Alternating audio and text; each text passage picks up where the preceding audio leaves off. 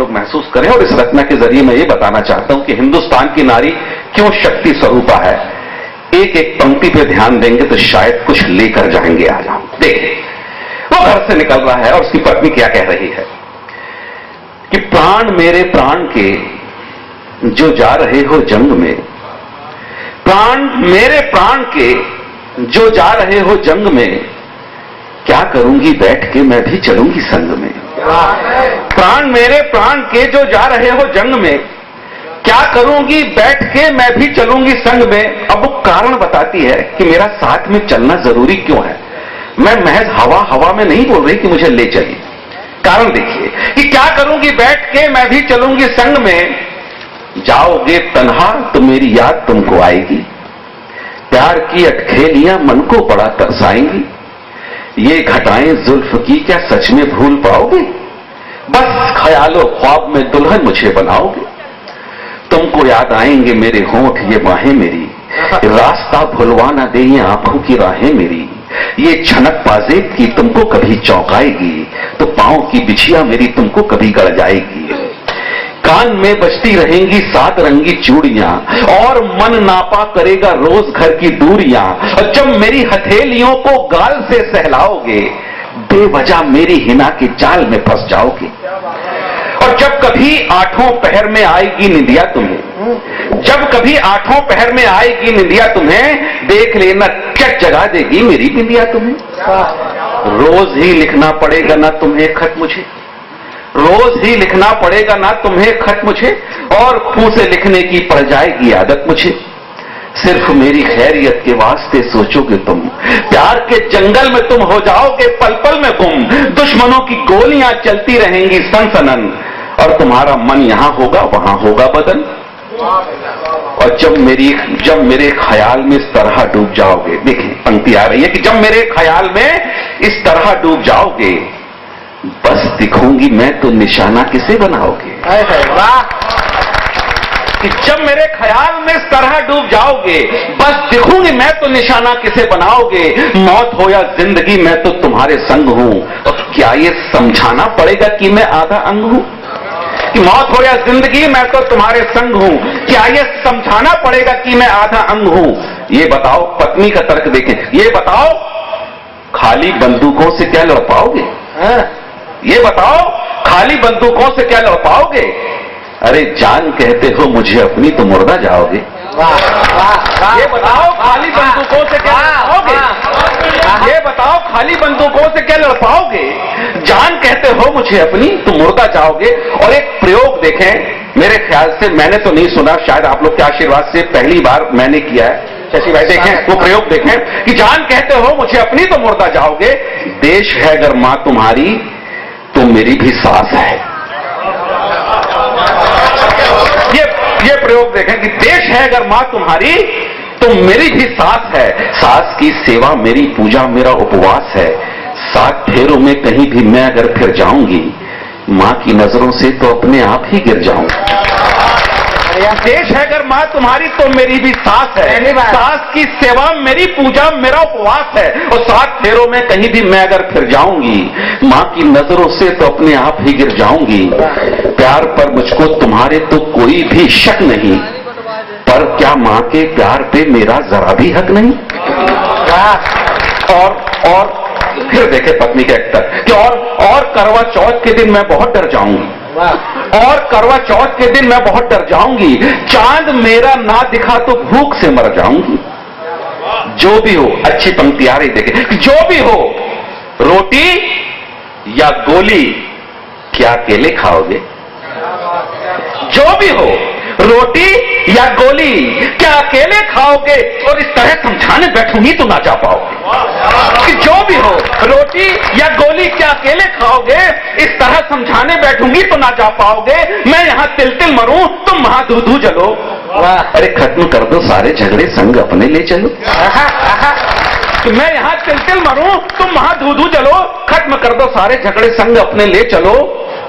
मैं रहूंगी साथ तो मैं हौसला बन जाऊंगी, दुश्मनों की जिंदगी का फैसला बन जाऊंगी, मैं तुम्हारे घाव में मरहम बनूंगी प्यार का, तुम रहोगे सामने तो गम किसे संसार का, पर करो वादा कि पहला जख्म मैं ही खाऊंगी, पर करो वादा कि पहला जख्म मैं ही खाऊंगी, गोलियों के सामने मैं तुमसे पहले जाऊंगी, क्योंकि मरने का तो हक पहले है ना तुमसे मुझे। हर औरत सुहागन मरना चाहती है, क्योंकि मरने का तो हक पहले है ना तुमसे मुझे। आखिरी सिंगार भी मेरा तो करना है तुम्हें, स्वर्ग हो मेरा तुम्हें और हो मेरे भगवान तुम, मैं सुहागन ही मरूं ये दो मुझे वरदान तुम। अब फिर देखे, शायद अच्छी पंक्ति आ रही है कि मैं सुहागन ही मरूं ये दो मुझे वरदान तुम, और मैं अगर मर जाऊं तो फिर भी ना हिम्मत हारना, मैं अगर मर जाऊं तो फिर भी ना हिम्मत हारना, जब तलक हो जान में जा दुश्मनों को मारना, मेरी परछाई तुम्हें हर हाल में काम आएगी, लाश भी मेरी तुम्हारी ढाल के काम आएगी। कि मेरी परछाई तुम्हें हर हाल में काम आएगी, लाश भी मेरी तुम्हारी ढाल के काम आएगी। नाच से देखेंगे हमको चांद सूरज और गगन, जिस्म दो जब एक चिता में झूमकर होंगे हवन, रंग जाएंगे वतन आजादियों के रंग में, क्या करूंगी बैठ के मैं भी चलूंगी संग में, क्या करूंगी बैठ के। तो उसने अपनी प्रेमिका को केवल 2 पंक्तियां लिखकर भेजी। उन पंक्तियों पर आपका ध्यान, आपका मन और आपकी अगर ताली बजाने की इच्छा हो तो फिर आपकी तन्मयता भी चाहता हूं। सैनिक 23 साल के नौजवान सैनिक ने, जो हमारे मंदसौर जिले का था, बहुत छोटे से गांव से गया था, उसने अपनी माशुका को, अपनी प्रेमिका को 2 पंक्तियां लिखी कि यूं तो तुम्हारे इश्क पर सारा जहां कुर्बान है, पर मादरे वतन पर अपना इश्क भी कुर्बान है। हिंदुस्तान में बलिदान की अपनी एक परंपरा है। हिंदुस्तान में बलिदान का इतिहास बहुत। इंदौर में आए तो बोले कि कल जयपुर के अधिवेशन में दूसरे दिन भाषण करा तो बोले कल कमरे में आकर मेरी मां रोई। मैंने कहा यार, जिसकी मां रोए तो वो उसका बेटा उसकी मां के रोने का कारण पूछे और दूर करे। ये बात सभा में बताने की थोड़ी है, लेकिन राजनीति के लोग अपनी हर चीज भुनाना चाहते हैं। फिर मैंने विचार किया कि क्यों रोई होगी। फिर मैंने उन्हें बताया, मैंने कहा देखिए, जिसके 40 साल का 42 साल का बेटा पूरे देश में घूम रहा हो, उसकी लोग हंसी उड़ा रहे हो, तो उसकी मां रोएगी नहीं तो क्या नगाड़ा लेके डांस करेगी। लेकिन हमारे यहाँ पता नहीं है कि कौन सी बात बताना और कौन सी बात छुपाना। हमारे यहाँ राजनीति में, माननीय विधायक जी, मैं आपके संज्ञान में लाना चाहता हूँ, राजनीति के खिलाफ हम कोई भी बात करेंगे उसका मध्य प्रदेश के नेताओं से कोई लेना देना नहीं है। मैं जो भी बात करूंगा वो उत्तर प्रदेश और बिहार के नेताओं के लिए रहेगी। और मान लो उसमें भी आपको कोई कष्ट हो तो फिर वो अंडमान निकोबार, नागालैंड, पांडिचेरी, जिनके नेताओं के नाम क्या, उनके बाप के नाम भी अपन नहीं जानते। और अगर वहां भी कोई कष्ट हो तो फिर Australia, Holland, Poland, England, America के नेता कब काम आएंगे। लेकिन ये वातावरण जो भाई सूरज भाई ने बनाया था, उन्होंने गजल की यात्रा कराते कराते आपको कविता में इतना डुबो दिया। मुझे अच्छा लगा कि जिस कवि सम्मेलन पर हम कविता की लड़ाई लेकर निकले कि बौछार करे तो काव्य जगत के उस सैनिक की विजय श्री मनुहार करे, आकर्षण आवाज से जो महफिल को सजा देता है, ये वो पौवा है जो बोतल का मजा देता है। जोरदार तालियां बजाइए जानी बेरा करे। मध्य प्रदेश स्थापना महोत्सव के उपलक्ष्य में आप राष्ट्रभाषा हिंदी की विजय वैजयंती को आपने यहाँ पर फहराया है। हम आपको प्रणाम करते हैं। हिंदी के इन कवियों की तरफ से हम आपको धन्यवाद देते हैं कि आपने हिंदी का कवि सम्मेलन करवाया। आप चाहते तो यहाँ कोई ऑर्केस्ट्रा करवा सकते थे या लाफ्टर शो करवा सकते थे, परंतु आपने हिंदी का कवि सम्मेलन करवाया। हम तमाम कवि आपको बहुत बहुत धन्यवाद देते हैं। आपने इसमें ताली बजाने की जरूरत नहीं थी, लाफ्टर शो में पैसे ज्यादा लगते हैं। थोड़ा मामला सस्ता था, बोले 2-4 पकड़ लो इधर उधर से, और हम भी खाली थे, बोले आलोक तो खाली होंगे ही सही। बहुत बढ़िया, आप लोगों ने अच्छा कवि सम्मेलन करवाया, मैं प्रणाम करता हूँ। ऊपर से सर्दी भी शुरू हो गई है और मैं आपकी तरफ हूँ, बिल्कुल भी आपके प्राण नहीं पीऊंगा कि ताली वाली बजाओ और ऐसा जैसे आलोक भाई ने बताया। आपकी मर्जी पड़े तो बजा देना, नहीं तो माल ओरिजिनल होगा तो मार्केट में अपने आप बिकेगा। विज्ञापन की क्या जरूरत है इसमें कि ताली बजाओ ताली बजाओ। अच्छा, ये भी लोगों को मालूम नहीं कि ताली कौन बजाता है। किसका कहा, क्या मतलब आइए सूरज भाई साहब हमारे बीच में आ गए। देश के बड़े गजलकार, एक शेर तो कमाल ही कह दिया कि आज साथ साथ में चारों भाई एक साथ बैठे, बाबूजी बंटवारा करने वाले हैं। बहुत अच्छा हमारे बीच में आ गए ये, और ये इसलिए आ गए क्योंकि ये गए थे तो आ गए। ये सब बताना पड़ता है कि भाई ये क्यों आए। जैसे आलोक भाई बता रहे थे ना, ये धार से आए, ये भोपाल से आए, ये जबलपुर से आए, वहां से आए, ये वहां से। आलोक भाई आपने बताया, पर आपने ये नहीं बताया कि ये वहीं से क्यों आए। आप दुर्ग से क्यों आए? ये इसलिए आए वहीं से क्योंकि ये सब वहीं के रहने वाले तो आदमी को डाउट पैदा होता है। जैसे जबलपुर से अर्चना जी, जबलपुर से हमारे बीच में, ये जबलपुर से हमारे, अरे भाई जबलपुर से ये वहीं की रहने वाली है, और अगर ऐसा नहीं बताओ तो डाउट पैदा होता है कि यार ये वहां से ही क्यों आई, तो ये वहीं की रहने वाली है। हमारे बीच में बैठी हुई है, विधायक जी हमारे बीच में बैठे हुए हैं, और ये इसलिए बैठे हुए हैं क्योंकि यहाँ बैठने की व्यवस्था है तो बैठे हुए हैं। तो इसमें कौन सी नई बात है कि बैठे हुए बैठे बढ़िया, भगवान ने इनको खड़ा भी किया तो इनको बैठने जैसा रखा है हमारे बीच में, तो बैठे हुए। वरना तो ऐसी कोई बात नहीं है। तो मैं आपको तरफ मैं ऐसी कोई बात नहीं करूंगा जिससे किसी की आत्मा को ठेस पहुंचे। कांग्रेस, बीजेपी और मैं लोग मैं ऐसी बातें ही नहीं करता हूँ। सड़क खा गए, मैं यूरिया खाद खा गए, चारा खा गए, आपको इससे क्या तकलीफ है? मैं खुद खा रहा हूँ, मैं दूसरे को खाने दे रहा हूँ। मेरे को भारतीय जनता पार्टी में बहुत तकलीफ है, मैं बिल्कुल नहीं पसंद करता हूँ। मैं तो खुद खा रहा हूँ, मैं दूसरे को खाने दे रहा हूँ। सड़क खा गए, चारा खा गए, यूरिया। अरे आपने अभी तक क्या किया? मैं खुद खा रहा हूँ, मैं दूसरे को खाने दे रहा हूँ। लालू यादव 3 करोड़ खा गया, वो 6 करोड़ खा गया। तुमने अभी तक क्या किया? तुम खुद का कॉन्फिडेंस क्यों नहीं बढ़ाते हो? ये हिंदुस्तान की संपत्ति सरकारी संपत्ति है, इस पर सबको अधिकार है। खाओ पियो ऐश करो, बस संसद में घाटे का बजट मत पेश करो। और ये कौन चिल्ला रहा कि खा गए? ये वही चिल्ला रहा जिसको खुद को खाने को नहीं मिला। इनको मालूम ही नहीं खा गए। ये आज से चल रहा है सिलसिला खाने का। आज से 5000 वर्ष पहले भगवान वेदव्यास ने कहा, आप पढ़े लिखे लोग यहाँ पर बैठे हुए, 5000 साल पहले भगवान वेदव्यास जी ने लिखा। भगवान कृष्ण जब घुटनों के बल चलते थे तो माँ यशोदा ने कान्हा से कहा, बोले कन्हैया मुंह खोलो, तुमने मिट्टी खाई है। कन्हैया ने गर्दन हिला दी। माँ ने कहा, बोले कान्हा मुंह खोलो, तुमने मिट्टी खाई है। और नन्हे कृष्ण कन्हैया योग शक्ति से योगेश्वर बन गए।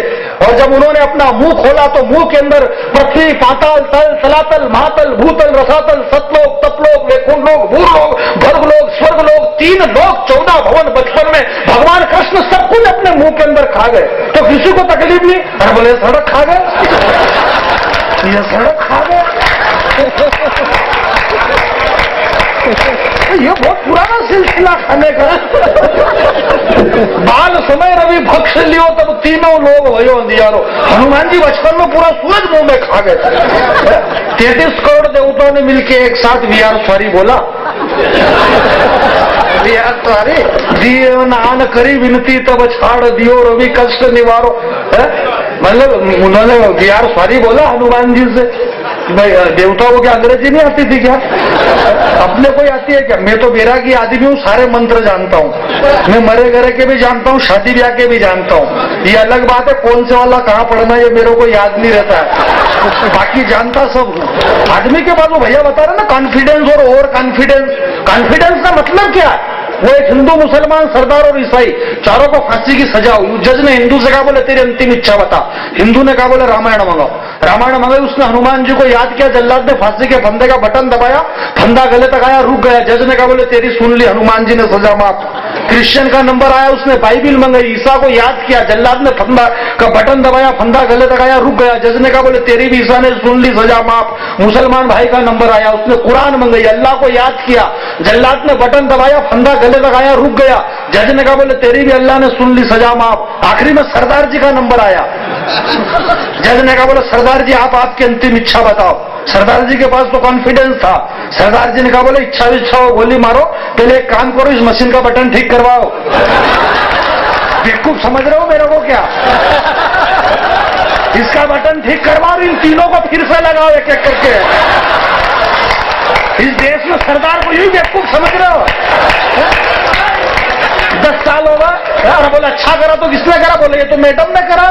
बुरा करा तो बोले सरदार जी ने करा। इस देश में सरदार को यूं समझ रहे हो और पूरा देश चिल्ला रहे, बोले सरदार सरदार। मैं कह रहा हूं इस देश में विराट जी सरदार की आवश्यकता थी इस देश को, और जो फैसला आज लिया सरदार को प्रधानमंत्री बनाने का इन लोगों ने, बहुत पहले, आज से 60 वर्ष पहले ले लिया होता तो शायद विश्व के नक्शे में एक अलग ही खेल होता। देश का पहला प्रधानमंत्री नेहरू नहीं सरदार वल्लभ भाई पटेल होता।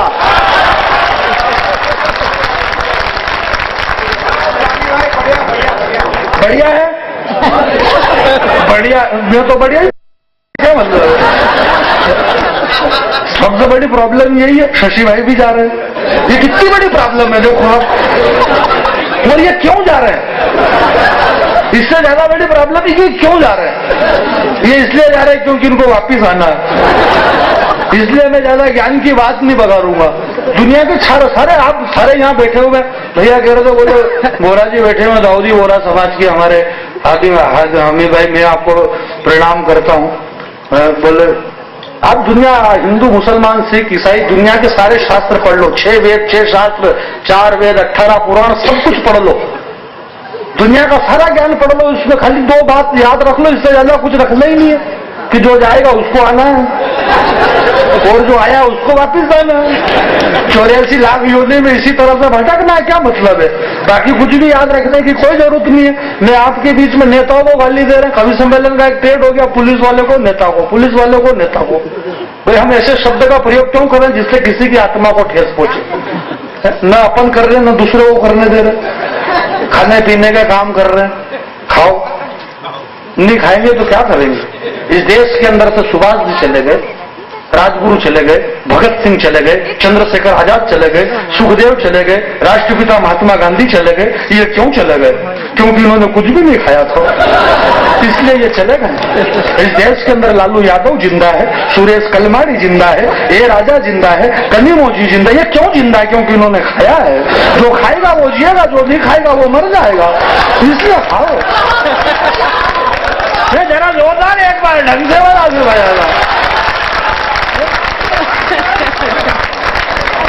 ऐसी वैसी बातें मत करो आप, ये हो गया और वो हो गया, और जो फोकट की बातें, नेताओं को गाली दे रहे, नेताओं ने ये कर दिया ये कर दिया। मैं कह रहा हूँ देश में नेता तो नेता, आतंकवादियों को ढंग से अभी तो आतंकवाद फैलाने नहीं आ रही है। बेवकूफ को मालूम ही नहीं, आतंकवादी जगह जगह पत्रकार लोग बैठे हुए होंगे। अखबार का पन्ना उठा के देखो, जयपुर में बम फटा, बंबई में बम फटा, दिल्ली में बम फटा, हैदराबाद में बम फटा, बेंगलोर में बम फटा। उस बम से तो पूछो कि तू क्यों फटा? हालांकि बम की मजबूरी है कि बम बोल नहीं सकता, भाई बम के मुंह में जबान नहीं, बम को बोलना नहीं आता। और मान लो अगर बम बोलेगा तो सुनेगा कौन? वो बम बोले तो कौन सुने? और मान लो अगर किसी ने सुन लिया तो जो सुनेगा वो फिर क्या बोलने जैसा बचेगा? प्रॉब्लम तो कई सारी है ना।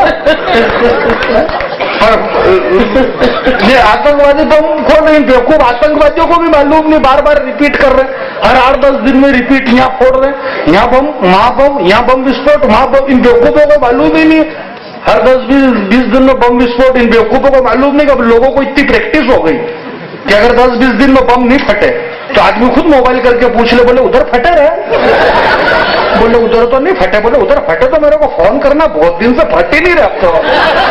अब हमको मरने की कितनी प्रैक्टिस हो गई, 2 कौड़ी के आतंकवादी हमको क्या मारेंगे?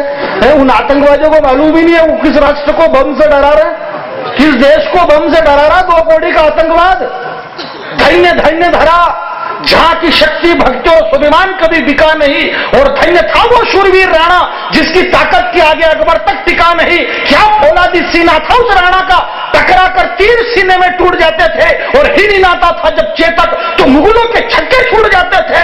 और ऐसा भगवा उड़ाया राणा ने हल्दी घाटी में कि सूर्यदेव भी छिप गए गगन पर, और आदमी तो आदमी एक घोड़े ने जान दे दी वतन पर। जिस देश के अंदर एक चेतक घोड़ा अपने प्राणों की आहुति दे दे, वहां 2 कौड़ी के आतंकवादी हमें बम से डरा रहे हैं।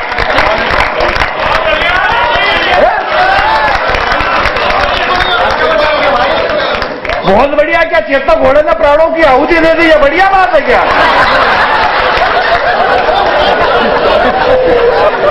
अरे ये दुख बढ़िया जानी। तो चेतक घोड़े ने अपने प्राणों की आहुति दे दी। अगर ये बात अभी चेतक घोड़े को मालूम पड़े स्वर्ग में उसकी आत्मा को, तो उसकी आत्मा कितनी रोएगी कि मेरे मरने के नाम की कविता पे कोतमा वालों ने ताली बजाई, मैं मर गया और आप ताली बजा रहे हो। कोई आदमी मरता है तो क्या ताली बजाते हैं? देश के लिए जो शहीद हुआ घोड़ा, चेतक घोड़ा, प्राणों की आहुति दे दी उसने और आपने ताली बजा दी। अपने को यही मालूम नहीं कि कौन से टाइम पे क्या काम करना और कौन से टाइम पे क्या काम नहीं करना। बस इसी चक्कर में अपन पड़े रहे। इस देश की सबसे बड़ी प्रॉब्लम विधायक जी यहाँ पर बैठे हुए हैं। यह सारी प्रॉब्लम में क्यों आई कि कौन से टाइम पे जो काम करना चाहिए वो काम कर नहीं रहे। इस देश की युवा शक्ति राहुल गांधी जी के अंदर होना थी। अब वो राहुल जी में युवा शक्ति आई नहीं और वो दिग्विजय सिंह जी में चली गई।